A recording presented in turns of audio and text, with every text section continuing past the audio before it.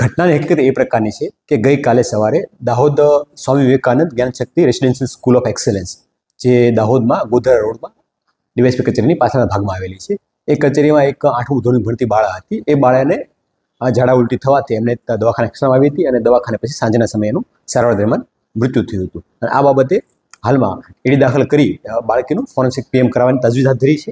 અને બાકી તમામ બાબતો છે વિચાર લેવડાવવાની પ્રક્રિયા કે પીએમ રિપોર્ટ દરમિયાન અન્ય બાબતો ફોરેન્સિક એવિડન્સ કે સાયન્ટિફિક એવિડન્સ એ તમામ બાબતો ધ્યાનમાં લઈ અને આ બાબતે વિગતવારની તપાસ કરવામાં આવશે. અને બાળકીનું જે કોઝ ઓફ ડેથ શું છે એ પણ ફોરેન્સિક પીએમ થઈ જાય પછી આપણને એક્ઝેક્ટ માહિતી મળશે. એટલે હાલમાં એ તમામ બાબતે મેડિકલ એવિડન્સ અને સાયન્ટિફિક એવિડન્સ ઉપર કાર્યવાહી હાલમાં ચાલુમાં છે. સર, પરિવારજનોએ જે આરોપ લગાવ્યા છે કે શાળાની ગંભીર બેદરકારી બાળકીની છાતી ઉપર નિશાન છે તેવા આરોપ લગાવ્યા છે.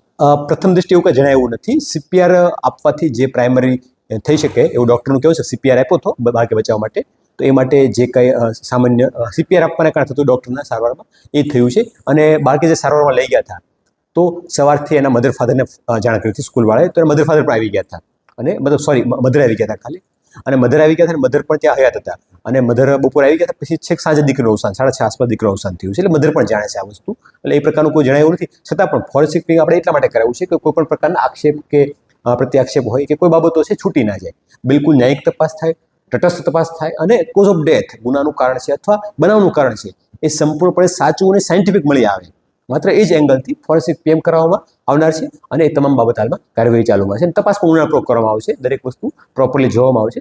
કોઈ પણ નેગ્લિજન્સ જણાવ્યો છે તો એ પણ કાર્યવાહી કરવામાં આવશે. અને બાકી જે પણ તપાસમાં મળશે એ મુજબ લીગલી એક્શન લેવામાં આવશે.